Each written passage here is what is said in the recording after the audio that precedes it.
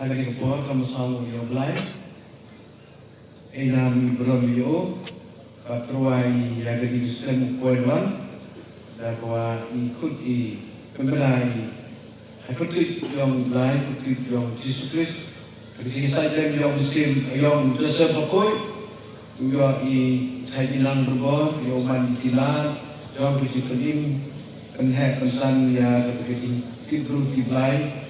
Lambai pi rangba hamka menuskan berkerumen, uruskan kebalang ini, nangroy kebalang ini, penemburang yo. Artinya, kau ada artinya, uman bahasa Paris nah, Trinity Paris. Untuk ini biar jadi drama kami konkret atas sistem pura.